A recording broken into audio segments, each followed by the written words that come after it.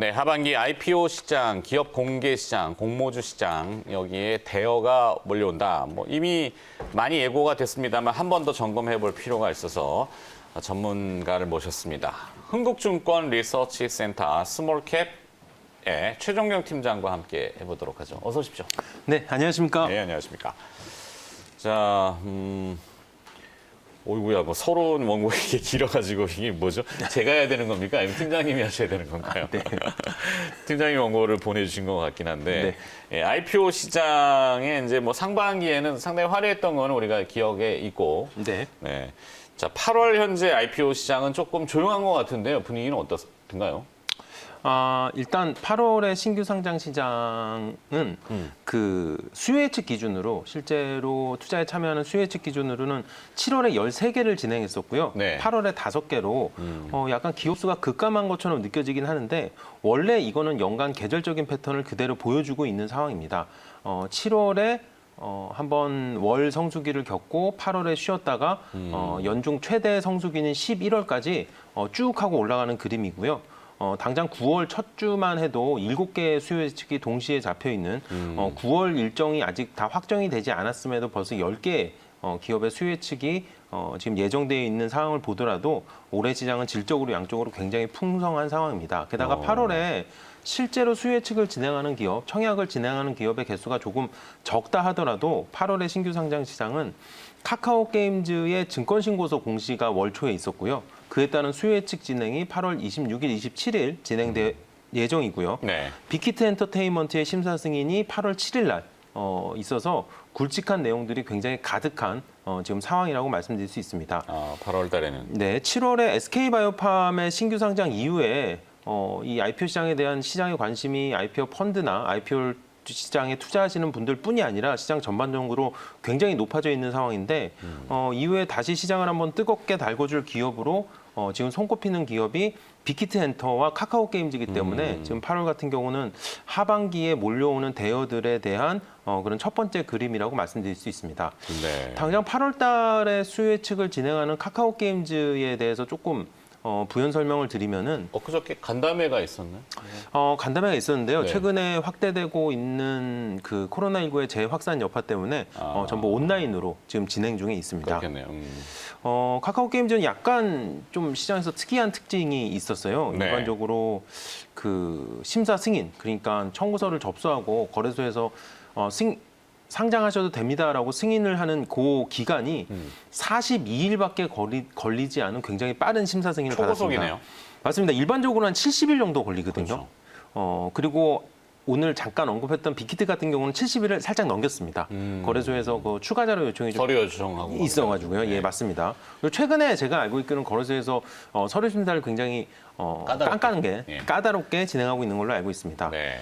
또 하나는 심사 승인이 되고 난 다음에 수요 예측까지 걸리는 기간도 34일밖에 지금 걸리지 않은 상황입니다. 카카오 게임즈가. 네. 이것도 평균 50일 정도 걸리거든요. 네. 그러니까 전체적인 일정이 카카오 게임즈는 굉장히 빠르게 진행되고 있는 고속 상장 진행이라고 좀 강조되고 있습니다. 그러네요. 방송용은 아니라서 빼고 이게 정치적인 이슈도 좀 있는 것 같고.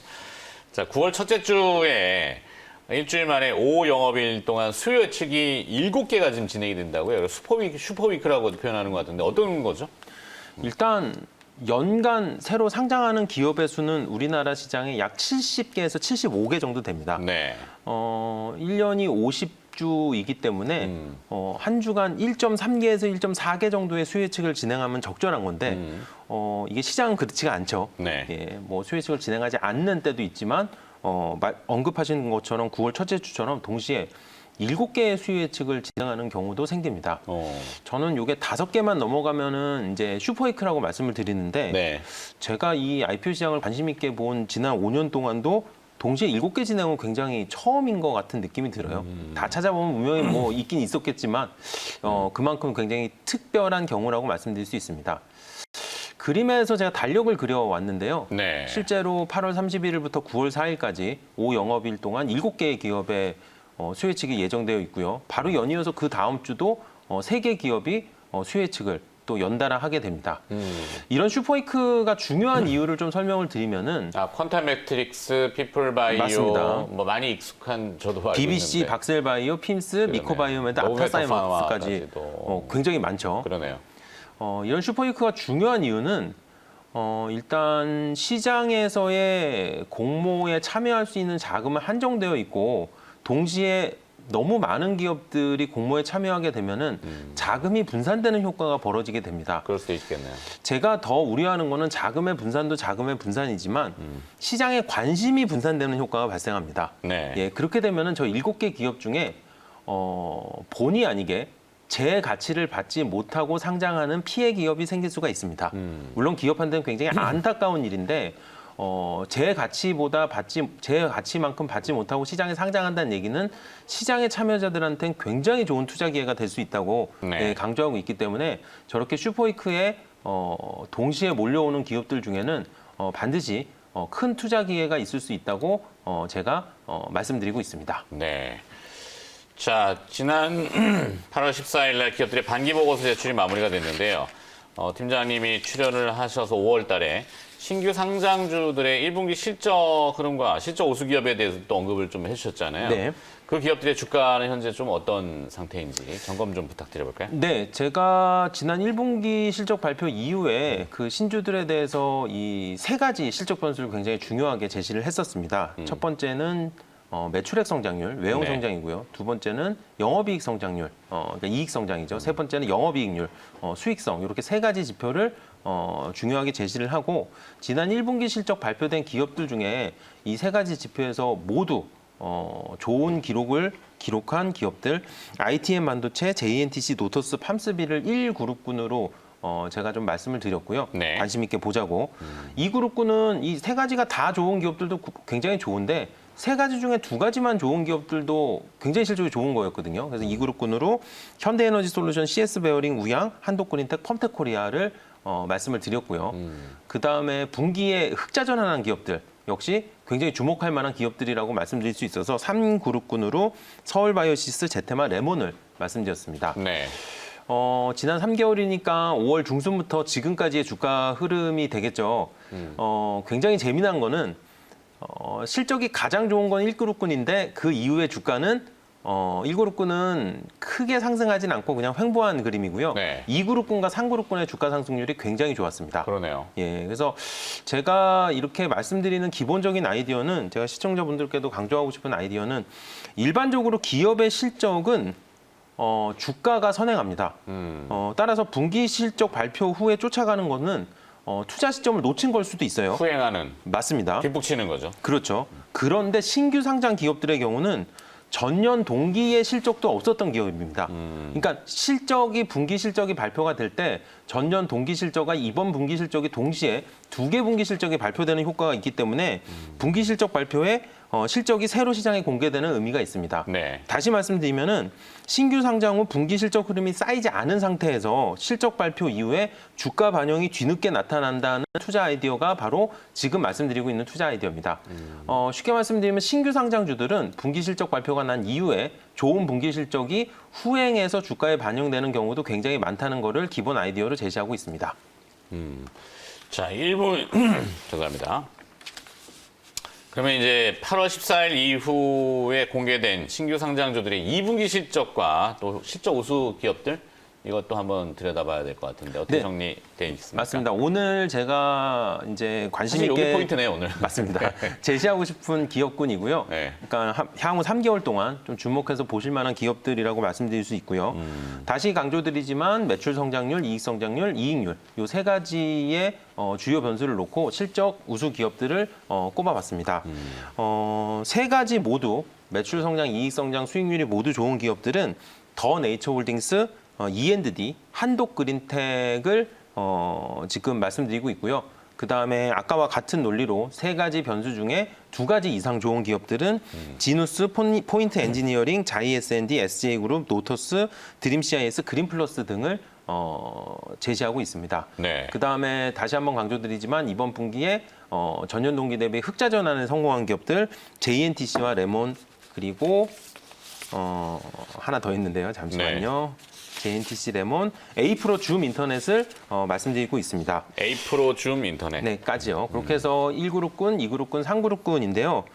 다시 말씀드리지만 요거는 이번 2분기 실적이 굉장히 이제 우수한 성적을 기록한 기업들이라고 제가 제시를 하고 있는 기업들이고 향후 3개월 동안 좀 관심 있게 봐줄 수 있는 기업들이라고 제가 추천드리고 있습니다. 네. 또 하나 이 명단 중에 조금 제가 추가로 부연해서 말씀드리고 싶은 부분은 바로 더 네이처홀딩스와 최근에 상장한 브랜드 엑스 코퍼레이션 등입니다. 브랜드 엑스 코퍼레이션. 예, 네. 그 기본적인 신규 상장하다 보니까 좀 익숙치는 않은 기업들 생소해서. 맞습니다. 네. 이게 상장한 지 채 한 달이 안 된 기업들이고요. 두 기업은 공통점이 있습니다. 패션 어페럴 사업부에서 주로 지금 하고 있는 중이고요. 또 하나 상장할 때 공모가 밴드의 하단을 기록한 건 아니지만 공모가 밴드의 하단 비슷한 높지 않은 가격에 상장한 기업들입니다. 왜 그랬죠? 그때 바이오팜으로 다 쏠려가서 그런가? 그렇다기보다는 시점이 맞진 않는데. 패션 어페럴주들이 장기 성장성에 대해서 시장에서 그렇게 높게 평가하지 않았던 것 같아요. 아. 예, 다만 반대로 말씀드리면 높지 않은 공모가에 단기 성장성에 대해서는 확실한 기업들이기 때문에 저는 상장 이후에 재투자 기회가 있을 수 있다고 좀 관심을 말씀드리고 있습니다. 오히려 공모에 참여를 못한 아쉬움보다는 시장에서 그냥 사도 괜찮을 수도 있는 네. 뭐 그렇게 평가. 자료가 더 있나요? 그 신규 상장 기업들 중에 네. 그 제가 요 시즌이 되면 제일 많이 받는 전화가 있어요. 뭔죠? 아니 회사가 상장사가 되는데 왜 반기 보고서를 안 내줘라는 전화를 굉장히 많이 받는데 뭐 그거에 대해서 다시 한번 제가 조금 설명을 드리면은 네. 정기 보고서의 제출은 원래 주권 상장 법인이 지켜야 되는 당연한 의무입니다. 그래서 새로 상장한 기업들도 이 분반기 보고서를 날짜에 맞춰서 내야 되는데 이 시청자 여러분들, 투자자분들이 주의하실 점은 신규 상장 기업의 경우는 그 제출 기한이 15일 연장을 부여받거나 네. 또는 정기 보고서 제출이 이번에는 면제되고 다음부터 의무가 발생되는 기업들이 종종 발생하고 있습니다. 따라서 기업이 상장을 했는데 왜 반기 보고서가 안 나요라고 이상하게 생각하지 마시고요. 경우에 따라서 이번 분기에 기한이 연장되거나 다음 분기로 의무가 다음 분기부터 시작되는 경우가 많기 때문에 그 점을 확인해 주시면 더 좋을 것 같습니다. 네. 신규 상장 기업들의 특성이 좀 있군요.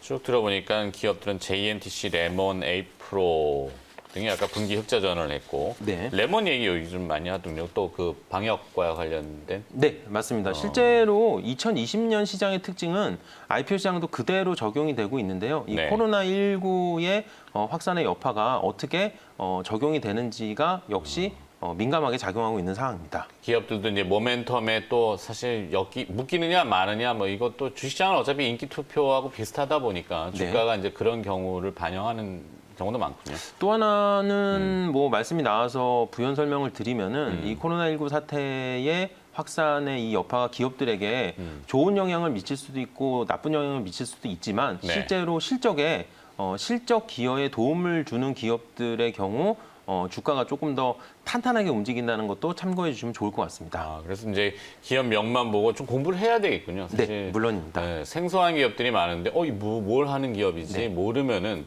좀 안 되니까. 뭔가 이게 코로나19 때문에 좋아지겠다라는 기대감보다는 실제로 실적이 잘 나오는 기업들을 위주로 봐주시는 게 좋다고 말씀드리고 있습니다. 네. 끝으로 하나만 더 여쭐게요. 아까 이제 큰 주제, 오늘 뭐 IPO의 시장에 대어 얘기했는데 카카오 게임즈하고 빅히트엔터의 상장 예정일은 대충 어느 정도로 가늠을 좀 해볼까요? 일반적으로 수요 예측하고 한 보름 정도 있으면 상장을 하게 되기 때문에 카카오 게임즈는 9월 중순에 9월 중순. 예, 상장이 가능할 거로 보이고요. 네. 빅히트엔터 같은 경우 9월에 수요 예측, 10월이나 11월 정도 상장이 가능하다고 11월. 말씀드릴 수 있습니다. 네. 그렇군요. 뭐 공모가 뭐 대충 예측은 아직 안 나오겠죠. 밸류에이션을 어떻게 주던가요? 일단 카카오 게임즈는 공모가 밴드 기준으로 시가총액이 1.5조 원에서 1.8조 정도 얘기가 지금 그 진행이 되고 있는 고요. 상장 전에 시장의 컨센서스 자체가 1.5조 전으로 몰려 있었기 때문에 네. 시장의 기대보다 그렇게까지 비싼 가격은 아니라고 말씀드릴 수 있습니다. 빅히트엔터 같은 경우는 현재 시장의 컨센서스가 4조 원에서 6조 원 사이에 몰려 있고요. 네. 실제 공모가 밴드는 또 향후 증권신고서를 확인해 봐야 될 거라고 말씀드리고 있습니다. 근데 이제 보통 상징성 있는 기업들이 상장을 하면은 파급 효과를 주는 경우가 왕왕 있잖아요. 뭐 게임에 이제 카카오 게임즈가 들어오게 되면은 다른 여타 게임주들 그리고 또 이제 엔터테인먼트에 빅히트가 들어오면 또 다른 엔터테인먼트 긍정의 영향을 아무래도 줄까요? 물론입니다. 긍정적인 요소가 분명히 있고요. 특히 가장 긍정적인 요소는 그 게임주의 대표 업종, 대장주라고 불리는 기업이 새로 상장하면서 전체적인 업황과 주가를 끌어올리는 경우가 굉장히 많습니다. 마치 SK바이오팜의 등장과 함께 신약을 개발하는 바이오주들이 다시 한번 각광을 받았던 것처럼 네. 이 카카오 게임즈의 상장이나 빅히트의 상장으로 인해서 관련된 업종과 관련된 기업들의 주가가 다시 재조명받을 수 있는 기회가 충분히 있을 수 있는 상황입니다. 네. 여기까지 듣도록 하겠습니다. 하반기 IPO 시장 대여가 몰려온다라는 주제로 흥국증권 리서치센터 스몰캡 최종경 팀장이 수고를 해주셨습니다. 고맙습니다. 감사합니다.